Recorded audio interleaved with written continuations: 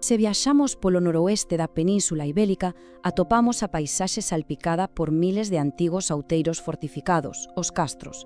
Pero, ollo, a súa localización non é para nada aleatoria.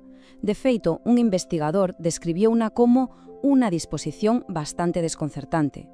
Así que hoxe imos facer de detectives do pasado. Imos tentar descifrar a lóxica que se agocha tras estas impresionantes fortalezas, a ver que segredos atopamos. Falamos de máis de 1000 anos, dende filais da Idade do Bronce ata que chegaron os romanos.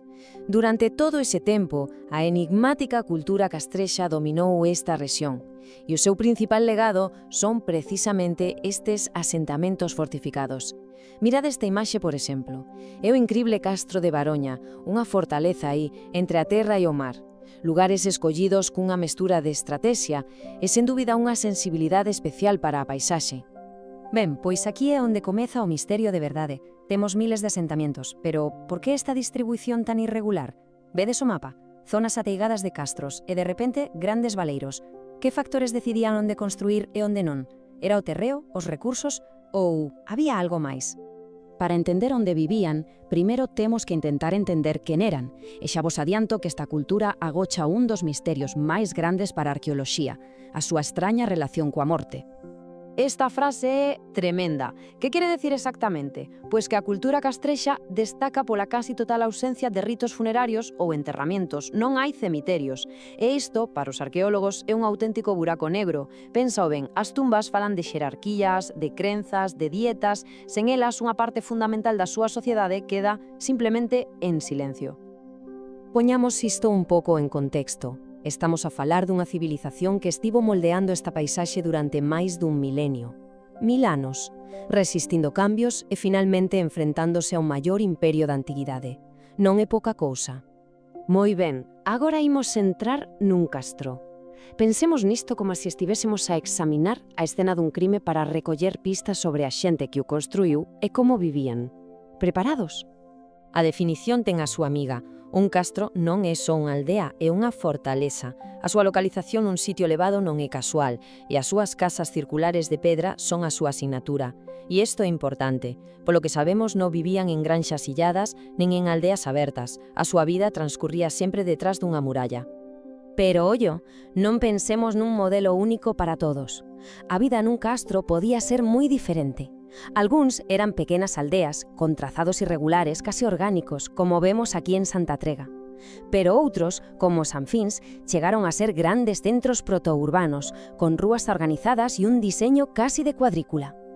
E se facemos zoom se nos achegamos, como nesta imaxe de Bagunte, vemos que a unidade básica non era a casa individual, era o recinto familiar, un conxunto de edificios de pedra, redondos e rectangulares, onde vivía un grupo familiar e que estaban pechados polo seu propio muro interior, unha especie de mini fortaleza dentro da fortaleza. E, por suposto, as defensas. As murallas que rodeaban estes asentamentos eran masivas, a meudo con varias liñas de defensa, fosos. Estaban construídas para protexer a comunidade, o que nos di moito das súas prioridades. A seguridade era o primeiro. Pero, seguridade fronte a quen? Esa é a gran pregunta. Vale, coas pistas que recollemos na escena do crime, agora podemos usar ferramentas modernas como a análise xeoespacial para intentar descubrir a lóxica que hai detrás das súas decisións. A investigación, de verdad, comeza agora. A primeira pregunta é a máis fundamental de todas. Tendo toda a paisaxe disponible, que tipo de terreo buscaban? Cal era o sitio ideal? E a resposta é rotunda.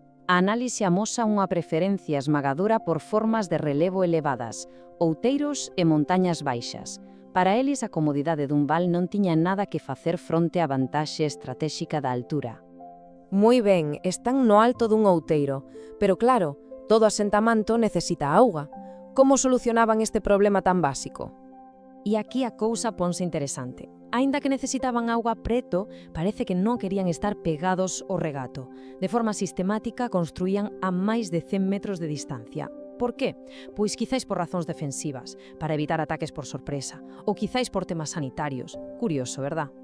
A visibilidade dende un outeiro é unha vantaxe evidente. Pero a pregunta é, que era o máis importante para eles poder ver dende as súas fortalezas? O val? O mar? As vías de paso? E aquí chegamos ao corazón do misterio. A clave non era só o que podían ver, senón a quen podían ver. O factor decisivo era a intervisibilidade. Os castros formaban unha rede gigantesca na que os asentamentos podían verse e enviarse sinais uns aos outros a través da paisaxe. Non eran illas fortificadas, non, eran nodos nunha rede de comunicación visual. A última pregunta céntrase na estrategia. Como se aseguraban de que ninguén pudese achegarse sen ser visto ou sen dificultade? A clave final está aquí. Non se trataba solo de estar no alto. Tratábase de escoller un cumio que obrigase a calquera que subise a facelo por un camiño concreto, visible e predicible. A propia geografía era a súa primeira liña de defensa. Pois xa está. Unindo todas estas pistas, agora podemos revelar a receita para a localización perfecta dun castro. Conseguimos resolver o código. Aí a temos. Estes 4 puntos resumen a estrategia de asentamiento da cultura castrexa. Unha combinación perfecta de defensa, acceso a recursos e, sobre todo, comunicación. Así que esa disposición desconcertante da que falábamos ao principio resulta ser un sistema increíblemente lóxico e sofisticado. Non son puntos ao chou nun mapa, son os nodos dunha rede cuidadosamente deseñada. Unha auténtica obra de enxeñería da paisaxe. E todo isto lévanos a unha última pregunta, unha para reflexionar. Esta impresionante rede de vigilancia estaba deseñada para protexerse de inimigos que viñan de fora ou era un sistema complexo para vixiarse uns aos outros? A resposta a esa pregunta cambiou todo, porque ao final o misterio non é onde construían, senón de quen se estaban a protexer.